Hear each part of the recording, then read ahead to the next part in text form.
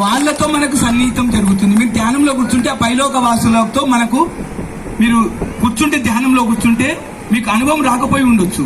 కానీ ధ్యానంలో వచ్చిన ప్రతి ఒక్కరిని వాళ్ళ శక్తితో మన ఆరాను క్లీన్ చేస్తూ ఉంటారు. తెలుసుకోండి, గుర్తుపెట్టుకోండి.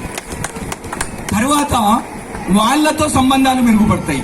ఇప్పుడు ర్యాలీలో ఎక్కువగా పాల్గొంటుంటాము, అందరికీ పరిచయం. ఆంజనేయుడు సార్ అంటారు, శ్రీను అంటారు. ఆ పెరగడం వల్ల సన్నిహితం ఏర్పడుతుంది. ఇలాంటి వాళ్ళతో సన్నిహితం ఎట్లా ఏర్పడుతుందో ఒకరికొకరికి, మీకు వాళ్ళు పరిచయం లేకున్నా వాళ్ళతో మీకు అనుసంధానం ఏర్పడుతుంది. ర్యాలీలో ఒక ముఖ్య ఉద్దేశం ఏంటంటే పైలోక వాసులతో మనకు సన్నిహితం ఏర్పడుతుంది. నేను అనుభవపూర్వకంగా చెప్తున్నాను. ఢిల్లీలో మొన్న వెళ్ళిన ర్యాలీ గురించి చెప్పుకొస్తాను నేను మీకు. మొన్న వెళ్ళాము, ఢిల్లీలో ర్యాలీ జరిగింది. ఇలాగే 1:30 దాకా ర్యాలీ జరిగింది. వచ్చాము, నిన్న వచ్చాను.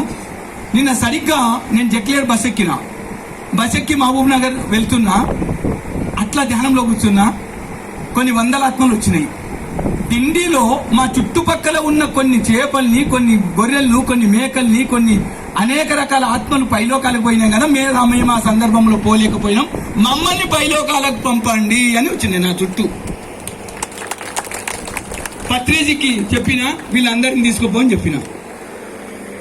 చూడండి, మనమందరము ఆత్మలకు ముక్తినిస్తున్నామంటే పైలోకాలకు పంపడానికి మనం ముక్తినిస్తున్నాం. అందుకు పాల్గొనండి. తర్వాత ఈ ర్యాలీలు చేస్తున్నాం కదా, ఈ భూమాత, మల్లకల్ భూమాత ఎంత పులకించిందో నేను మాటల్లో వర్ణించలేను. నా స్వానుభవమే చెప్తున్న, కథలు కావు. 2 గంటలు చెప్పొచ్చు ఈ ర్యాలీ గురించి. ఎక్కడ వెళ్ళినా ఎందుకు వస్తుంటే పత్రి సార్ ఒక మాట చెప్పిండు.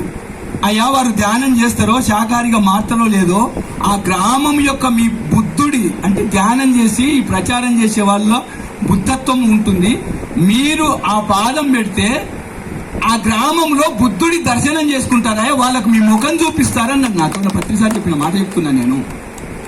మనమంతా వారి ముఖం చూస్తే మనలోని ఎనర్జీ వాళ్ళకి ట్రాన్స్ఫర్ అవుతుంది. మనం చూసే ఎవరినైతే చూస్తుంటామో మన ఎనర్జీ ట్రాన్స్ఫర్ అవుతుంది. అందుకు మనం పాల్గొందాము. కనుక ర్యాలీలు ఎక్కడ జరిగినా వెళ్దాము. నిన్న ఒక మిత్రుడు చెప్పిండు, అడిగిండు, ఎక్కడ ర్యాలీ జరిగినా ఇంత దూరం వచ్చినవేంది సార్? నాకు సత్యం తెలుసు. ఎంత దూరం పోతే, ఎన్ని ర్యాలీలు పాల్గొంటే నేను ఎక్కడికి వెళ్తున్నాను, ఒక ర్యాలీలో పాల్గొంటే ఇంకా ఎంత మెట్టెక్కుతా, ఇంకో ర్యాలీలో పాల్గొంటే ఎంత మెట్టెక్కుతా, ఒక గ్రామంలో ప్రచారం చేస్తే ఎంత ఎక్కుతానని నేను స్వానుభవంగా తెలుసుకున్నాను. కనుక విడవము, మధురాన్ని ఎవరం విడవము. కనుక మానం మధురము. ఈ మానాన్ని పట్టుకుందాం అందరం. Thank you.